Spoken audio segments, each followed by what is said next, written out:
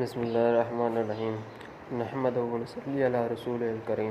یہ حضرت موسیٰ علیہ السلام کی وہ مقدس لاٹھی ہے جس کو عصا موسیٰ کہتے ہیں۔ اس کے ذریعے آپ کے بہت سے ان معجزات کا ظہور ہوا جن کو قرآن مجید نے مختلف عنوان کے ساتھ بار بار بیان فرمایا۔ اس مقدس لاٹھی کی تاریخ بہت قدیم ہے، جو اپنے دامن میں سینکڑوں ان تاریخی واقعات کو سمیٹے ہوئے ہے جن میں عبرتوں اور نصیحتوں کے ہزاروں نشانات ستاروں کی طرح جگمگا رہے ہیں، جن سے اہل نظر کو بصیرت کی روشنی اور ہدایت کا نور ملتا ہے۔ یہ لاٹھی حضرت موسیٰ علیہ السلام کے قد برابر 10 ہاتھ لمبی تھی اور اس کے سر پر 2 شاخیں تھیں جو رات میں مشعل کی طرح روشن ہو جایا کرتی تھیں۔ یہ جنت کے درخت پیلو کی لکڑی سے بنائی گئی تھی اور اس کو حضرت آدم علیہ السلام بہشت سے اپنے ساتھ لائے تھے۔ چنانچہ حضرت سید علی اجویری علیہ رحمۃ اللہ فرماتے ہیں، حضرت آدم علیہ السلام کے ساتھ عود خوشبودار لکڑی، حضرت موسیٰ علیہ السلام کا عصا جو عزت والی پیلو کی لکڑی کا تھا، انجیر کی پتیاں، حجر اسود جو مکہ معظمہ میں ہے، اور نبی معظم حضرت سلیمان علیہ السلام کی انگوٹھی، یہ 5 چیزیں جنت سے اتاری گئیں۔ حضرت آدم علیہ السلام کے بعد یہ مقدس عصا حضرات انبیاء کرام علیہم السلام کو یک کے بعد دیگر بطور میراث ملتا رہا، یہاں تک کہ حضرت شعیب علیہ السلام کو ملا جو قوم مدین کے نبی تھے۔ حضرت موسیٰ علیہ السلام مصر سے ہجرت فرما کر مدین تشریف لے گئے اور حضرت شعیب علیہ السلام نے اپنے صاحبزادے حضرت بی بی سفورہ رضی اللہ عنہ سے آپ کا نکاح فرما دی۔ آپ 10 برس تک حضرت شعیب علیہ السلام کی خدمت میں رہ کر آپ کی بکریاں چراتے رہے۔ اس وقت حضرت شعیب علیہ السلام نے حکم خداوندی عز و جل کے مطابق آپ کو یہ عصا عطا فرمایا۔ پھر جب آپ اپنی زوجہ محترمہ کو ساتھ لے کر مدین سے مصر اپنے وطن کے لیے روانہ ہوئے اور وادی مقدس مقام طوٰ میں پہنچے تو اللہ تعالیٰ نے اپنی تجلی سے آپ کو سرفراز فرما کر منصب رسالت کے شرف سے سر بلند فرمایا۔ اس وقت حضرت حق جل مجدہ نے آپ سے جس طرح کلام فرمایا، قرآن مجید نے اس کو اس طرح بیان فرمایا، اور یہ تیرے دائنے ہاتھ میں کیا ہے؟ اے موسیٰ عرض کی، یہ میرا عصا ہے، میں اس پر تکیہ لگاتا ہوں اور اس سے اپنی بکریوں پر پتے جھاڑتا ہوں، اور میرے اس میں اور کام ہیں۔ دوسرے کاموں کی تفسیر میں حضرت علامہ ابوالبرکات عبداللہ بن احمد نصفی علیہ رحمۃ اللہ نے فرمایا کہ مثلاً اس کو ہاتھ میں لے کر اس کے سہارے چلنا، اس سے بات کر کے اپنا دل بہلانا، دن میں اس کا درخت بن کر آپ پر سایہ کرنا، رات میں اس کی دونوں شاخوں کا روشن ہو کر آپ کو روشنی دینا، اس سے دشمنوں، درندوں اور سانپوں بچھوؤں کو مارنا، کنویں سے پانی بھرنے کے وقت اس کا رسی بن جانا اور اس کے دونوں شاخوں کا ڈول بن جانا، وقت ضرورت اس کا درخت بن کر حسب خواہش پھل دینا، اس کو زمین میں گاڑ دینے سے پانی نکل پڑنا۔ حضرت موسیٰ علیہ السلام اس مقدس لاٹھی سے مذکورہ بالا کام نکالتے رہے، مگر جب آپ فرعون کے دربار میں ہدایت فرمانے کی غرض سے تشریف لے گئے اور اس نے آپ کو جادوگر کہہ کر جھٹلایا تو آپ کے اس عصا کے ذریعے بڑے بڑے معجزات کا ظہور ہو گیا، جن سے 3 معجزات کا تذکرہ قرآن مجید نے بار بار فرمایا جو حسب ذیل ہیں۔ اس کا واقعہ یہ ہے کہ فرعون نے ایک میلہ لگوایا اور اپنی سلطنت کے جادوگروں کو جمع کر کے حضرت موسیٰ علیہ السلام کو شکست دینے کے لیے مقابلے پر لگا دیا، اور اس میلے کے ازدحام میں جہاں لاکھوں انسانوں کا مجمع تھا، ایک طرف جادوگروں کا ہجوم اپنی جادوگری کا سامان لے کر جمع ہو گیا اور ان جادوگروں کی فوج کے مقابلے میں حضرت موسیٰ علیہ السلام تنہا ڈٹ گئے۔ جادوگروں نے فرعون کی عزت کی قسم کھا کر اپنی جادو کی لاٹھیوں اور رسیوں کو پھینکا تو ایک دم وہ لاٹھیاں رسیاں سانپ بن کر پورے میدان میں ہر طرف پھینک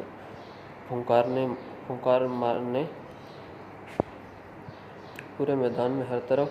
پھونکاریں مار کر دوڑنے لگے اور پورا مجمع خوف و ہراس میں بدحواس ہو کر ادھر ادھر بھاگنے لگا، اور فرعون اس وقت کے تمام جادوگر اس کرتب کو دکھا کر اپنی فتح کے گھمنڈ اور غرور کے نشے میں بدمست ہو گئے اور جوش شادمانی سے تالیاں بجا بجا کر اپنی اپنی مسرت کا اظہار کرنے لگے۔ اتنے میں ناگہاں حضرت موسیٰ علیہ السلام نے خدا کے حکم سے اپنی مقدس لاٹھی کو ان سانپوں کے ہجوم میں ڈال دیا تو یہ لاٹھی ایک بہت بڑا نہایت ہیبتناک اژدہا بن کر جادوگروں کے تمام سانپوں کو نگل گیا۔ یہ معجزہ دیکھ کر تمام جادوگر اپنی شکست کا اعتراف کرتے ہوئے سجدے میں گر پڑے اور بآواز بلند یہ اعلان کرنا شروع کر دیا، ہم سب حضرت ہارون اور حضرت موسیٰ علیہ السلام کے رب پر ایمان لائے۔ چنانچہ قرآن مجید نے اس واقعے کا ذکر کرتے ہوئے ارشاد فرمایا کہ بولے اے موسیٰ یا تو تم ڈالو یا ہم پہلے ڈالیں۔ موسیٰ نے کہا بلکہ تمہیں ڈالو۔ جب بھی ان کی رسیاں اور لاٹھیاں ان کے جادو کے زور سے ان کے خیال میں دوڑتی معلوم ہوئیں تو اپنے جی میں موسیٰ نے خوف پایا۔ ہم نے فرمایا ڈر نہیں، بے شک تو ہی غالب ہے، اور ڈال تو جو تیرے داہنے ہاتھ میں ہے، اور ان کی بناوٹوں کو نگل جائے گا وہ جو بنا کر لائے ہیں۔ وہ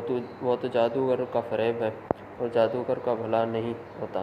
کہیں آوے تو سب جادوگر سجدے میں گرا لی گئے، بولے ہم اس پر ایمان لائے جو ہارون و موسیٰ کا رب ہے۔ بنی اسرائیل کا اصل وطن ملک شام تھا، لیکن حضرت یوسف علیہ السلام کے دور حکومت میں یہ لوگ مصر میں آ کر آباد ہو گئے، اور ملک شام پر قوم میں عمالقہ کا تسلط کا قبضہ ہو گیا، جو بدترین قسم کے کفار تھے۔ جب فرعون دریا نیل میں غرق ہو گیا اور حضرت موسیٰ علیہ السلام کو فرعون کے خطرات سے اطمینان ہو گیا، تو اللہ تعالیٰ نے حکم دیا کہ قوم عمالقہ سے جہاد کر کے ملک شام کو ان کے قبضے و تسلط سے آزاد کرائیں۔ چنانچہ آپ 6 لاکھ بنی اسرائیل کو فوج لے کر جہاد کے لیے روانہ ہو گئے، مگر ملک شام کی حدود میں پہنچ کر بنی اسرائیل پر قوم عمالقہ کا ایسا خوف سوار ہو گیا کہ بنی اسرائیل ہمت ہار گئے اور جہاد سے منہ پھیر لیا۔ اس نافرمانی پر اللہ تعالیٰ نے بنی اسرائیل کو یہ سزا دی کہ یہ لوگ 40 برس تک میدان طیہ میں بھٹکتے اور گھومتے پھرتے اور اس میدان سے باہر نکل نہ سکے۔ حضرت موسیٰ علیہ السلام بھی ان لوگوں کے ساتھ میدان طیہ میں تشریف فرما تھے۔ جب بنی اسرائیل اس بے آب و گیا میدان میں بھوک و پیاس کی شدت سے بے قرار ہو گئے، تو اللہ تعالیٰ نے حضرت موسیٰ علیہ السلام کی دعا سے ان لوگوں کے کھانے کے لیے من و سلوہ آسمان سے اتارا۔ من شہد کی ایک قسم کا حلوہ تھا، اور سلوہ بھنی ہوئی بٹیریں تھیں۔ کھانے کے بعد جب یہ لوگ پیاس سے بےتاب ہونے لگے اور پانی مانگنے لگے، تو حضرت موسیٰ علیہ السلام نے پتھر پر اپنا عصا مار دیا، تو اس پتھر میں 12 چشمے پھوٹ کر بہنے لگے۔ بنی اسرائیل کے 12 خاندان اپنے اپنے ایک ایک چشمے سے پانی لے کر خود بھی پینے لگے اور اپنے جانوروں کو بھی پلانے لگے، اور پورے 40 برس تک یہ سلسلہ جاری رہا۔ یہ حضرت موسیٰ علیہ السلام کا معجزہ تھا جو عصا اور پتھر کے ذریعے ظہور میں آیا۔ قرآن مجید نے اس واقعے اور معجزے کا بیان کرتے ہوئے ارشاد فرمایا، اور جب موسیٰ نے اپنی قوم کے لیے پانی مانگا تو ہم نے فرمایا اس پتھر پر اپنا عصا مارو، فوراً اس میں سے 12 چشمے بہہ نکلے۔ ہر گروہ نے اپنا اپنا گھاٹ پہچان لیا۔ حضرت موسیٰ علیہ السلام ایک مدت دراز تک فرعون کو ہدایت فرماتے رہے اور آیات و معجزات دکھاتے رہے، مگر اس نے حق کو قبول نہیں کیا، بلکہ زیادہ اس کی شرارت و سرکشی بڑھتی رہی، اور بنی اسرائیل نے چونکہ اس کی خدائی کو تسلیم نہیں کیا، اس لیے اس نے ان مومنین کو بہت زیادہ ظلم و ستم کا نشانہ بنایا۔ اس دوران میں ایک دم حضرت موسیٰ علیہ السلام پر وحی اتری کہ آپ اپنی قوم بنی اسرائیل کو اپنے ساتھ لے کر رات میں مصر سے ہجرت کر جائیں۔ چنانچہ حضرت موسیٰ علیہ السلام بنی اسرائیل کو ہمراہ لے کر رات میں مصر سے روانہ ہو گئے۔ جب فرعون کو پتہ چلا تو وہ بھی اپنے لشکروں کو ساتھ لے کر بنی اسرائیل کی گرفتاری کے لیے چل پڑا۔ جب دونوں لشکر ایک دوسرے کے قریب ہو گئے تو بنی اسرائیل فرعون کے خوف سے چیخ پڑے کہ اب تو ہم فرعون کے ہاتھوں گرفتار ہو جائیں گے، اور بنی اسرائیل کی پوزیشن بہت نازک ہو گئی، کیونکہ ان کے پیچھے فرعون کا خونخوار لشکر تھا اور آگے موجیں مارتا ہوا دریا تھا۔ اس پریشانی کے عالم میں حضرت موسیٰ علیہ السلام مطمئن تھے اور بنی اسرائیل کو تسلی دے رہے تھے۔ جب دریا کے پاس پہنچ گئے تو اللہ تعالیٰ نے حضرت موسیٰ علیہ السلام کو حکم فرمایا کہ تم اپنی لاٹھی دریا پر مار دو۔ چنانچہ جو ہی آپ نے دریا پر لاٹھی ماری تو فوراً ہی دریا میں 12 سڑکیں بن گئیں۔ بنی اسرائیل ان سڑکوں پر چل کر سلامتی کے ساتھ دریا سے باہر نکل گئے۔ فرعون جب دریا کے قریب پہنچا اور اس نے دریا کی سڑکوں کو دیکھا تو وہ بھی اپنے لشکروں کو ساتھ لے کر ان سڑکوں پر چل پڑے، مگر جب فرعون اور اس کا لشکر دریا کے بیچ میں پہنچا تو اچانک دریا موجیں مارنے لگا اور سب سڑکیں ختم ہو گئیں۔ فرعون اپنے لشکروں سمیت دریا میں غرق ہو گیا۔ اس واقعے کو قرآن مجید نے اس طرح بیان فرمایا، پھر جب آمنا سامنا ہوا دونوں گروہوں کا، موسیٰ والوں نے کہا ہم کو انہوں نے آ لیا۔ موسیٰ نے فرمایا یوں نہیں، بے شک میرے رب میرے ساتھ ہے، وہ مجھے اب راہ دیتا ہے۔ تو ہم نے موسیٰ کو وحی فرمائی کہ دریا پر اپنا عصا مار، تو جبھی دریا پھٹ گیا تو ہر حصہ ہو گیا جیسے پہاڑ، اور وہاں قریب لائے ہم دوسروں کو، اور ہم نے بچا لیا موسیٰ اور اس کے سب ساتھ والوں کو، پھر دوسروں کو ڈبو دیا، بے شک اس میں ضرور نشانی ہے اور ان پر اکثر مسلمان نہ تھے۔ یہ ہیں حضرت موسیٰ علیہ السلام کی مقدس لاٹھی کے ذریعے ظاہر ہونے والے وہ 3 عظیم الشان معجزات جن کو قرآن کریم نے مختلف الفاظ اور متعدد عنوان کے ساتھ بار بار بیان فرما کر لوگوں کے لیے عبرت اور ہدایت کا سامان بنا دیا۔